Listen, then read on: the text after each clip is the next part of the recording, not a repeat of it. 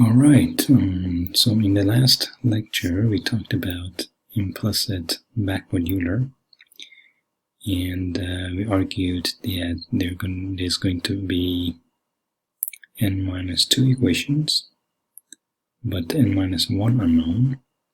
So this cannot be solved because we have one equation less than the total number of unknowns.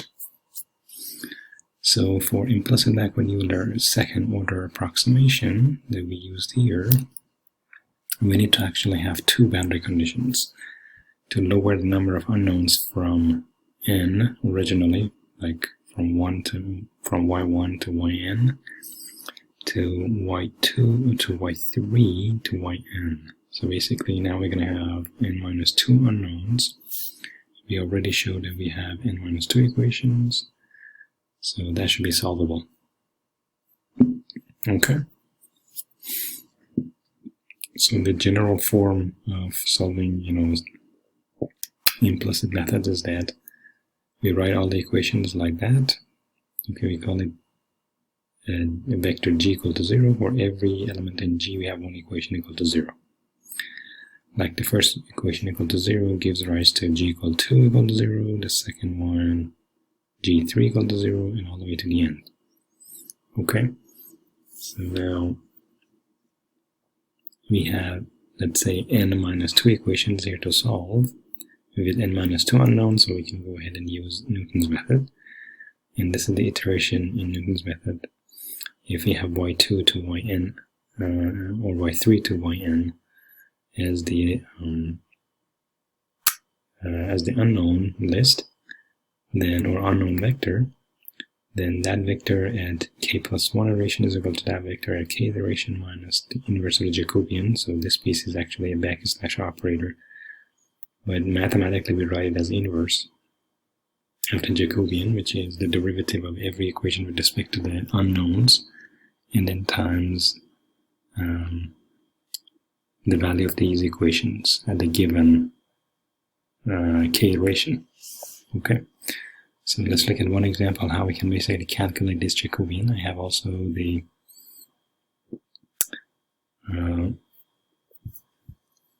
form of the Jacobian in Hessian matrices here. So this Jacobian is actually the derivative of the, let's say the first equation here is going to be g2, right? So the derivative of the first equation with respect to first unknown, derivative of the first equation with respect to the second unknown, and so forth. The next row is going to be derivative of g3 with respect to first unknown, second unknown, all the way to the last. And then the last row is going to be the derivative of the nth equation with respect to the first unknown, second unknown, and the last unknown. Okay. So again, in implicit backward Euler with second order approximation, we need to use two boundary conditions as we discussed.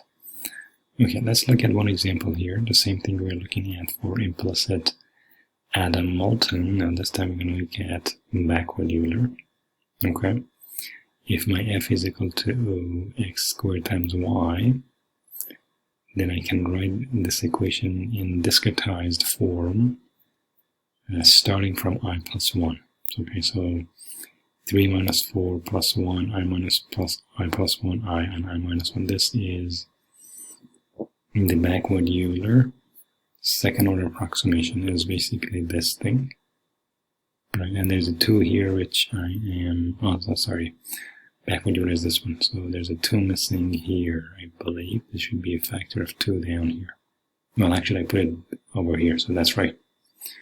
Okay, I need two boundary conditions. This is one of them, and I think one extra one is missing, but in the code I actually have that. So we need two boundary conditions for y1 and y2. Okay. Then on the right side, we said that's going to be the highest index of the left side. If the left side is I plus 1, then the right side is going to be,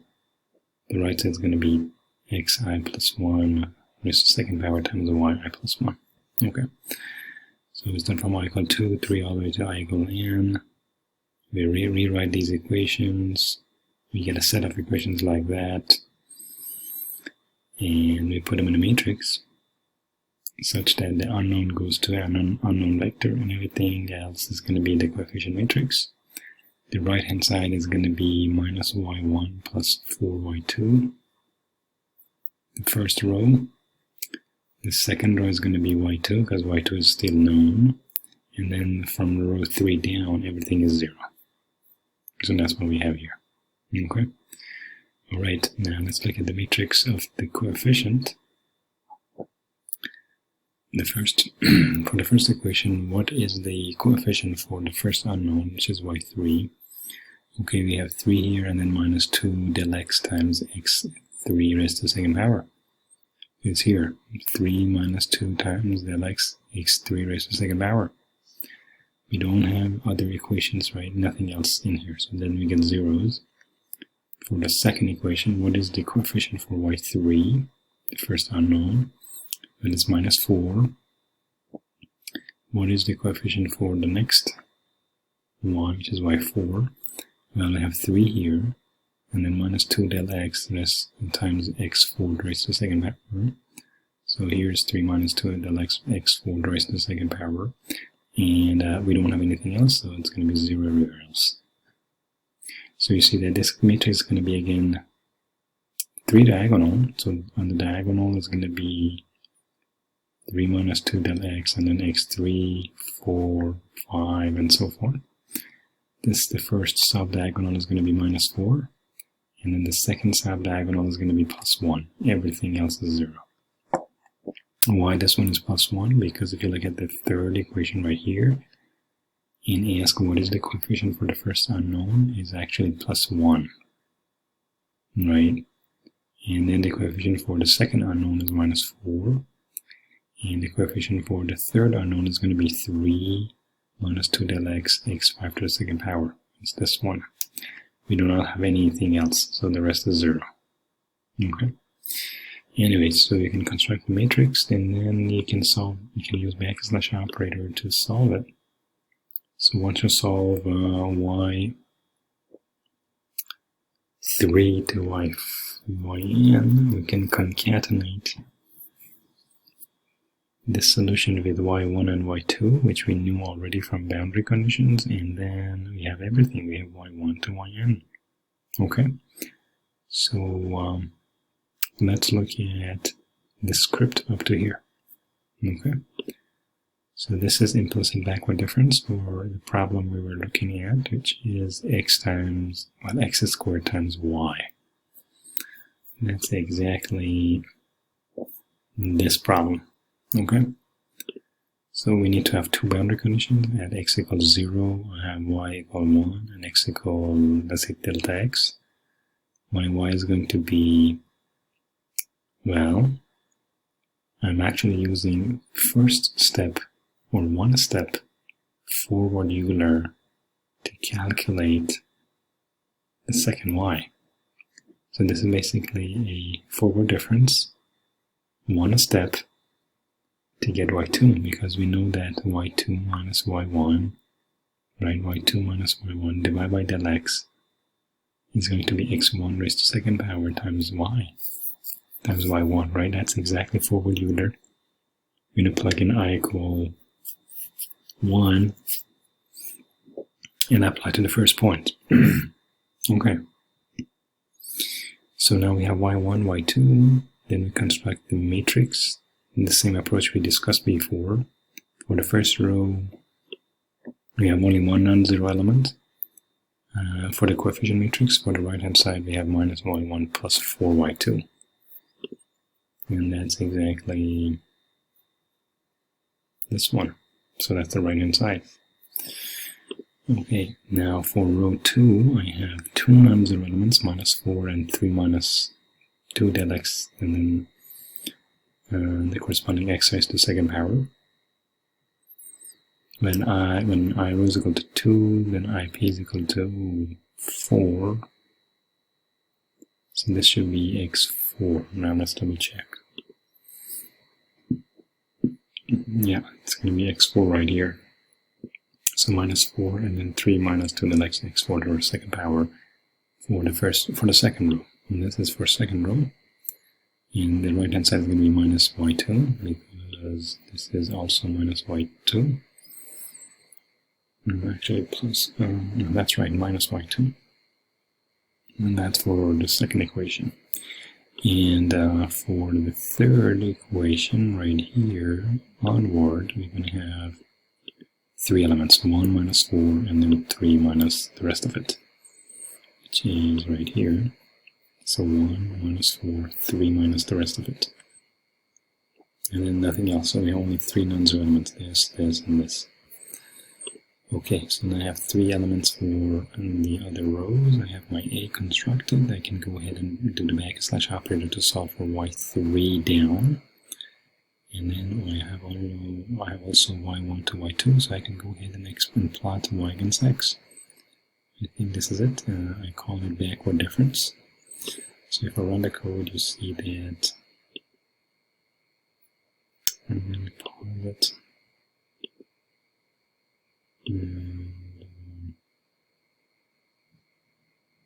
Let's see if I can cancel this. So now if I go ahead and run the code, you would see that, okay, there you go. Backward difference is black. It's very close to Adam Moulton. These two are both second order approximation, and then that's why they're close. And then backward Euler, which is blue, although this is also implicit, it's first order. That's why there's a bit more error associated with backward Euler. So I would say the exact solution should be something around red and black. Okay. So anyways, this was Adam Moulton and implicit backward difference. So both problems that we look at in this video were linear in terms of y. So the next example we're going to look at is a nonlinear implicit method where the equations we get like this will not be linear anymore. So that's basically nonlinear implicit method. So let's look at the equation dy dx equals x times exponential of y. And let's say this time we're going to use Adam Moulton. And we're going to see that in this case, we don't get linear equations, so we cannot use backslash operator. We have to use Newton's method. Okay. So if we want to begin with something that we know the exact solution of, we know the exact solution of this equation, and the exact solution can be actually calculated by splitting the y and x. So if you just keep dy on the left and move exponential y to the left, multiply through by dx, then you get exponential of minus y on the left side and x dx on the right side. So you integrate both sides. You integrate the left with respect to y, integrate the right with respect to x. We get an equation like that. Given the boundary condition we have at y equals 0, and x equals 0, y is 1, we find the integration constant to be basically exponential of minus 1. Anyway, so we can order the terms, take the log from both sides, and we find that y is minus log of this. Okay, so that is the exact solution. This is good because when we finally find a solution, we can compare our solution against this and see how much error we're making. Okay, so Adam Moulton, it's an implicit method. On the left side, dy dx is discretized using this equation, I plus 1 minus I divided by del x, pretty much like forward Euler or backward Euler. However, on the right side, we get an average of the function, which is this thing at point I and I plus 1. We get an average of these two. Well, average of these two indices. Okay, so what is fi? Is xi e to the yi, and fi plus 1 is xi plus 1 e to the yi plus 1.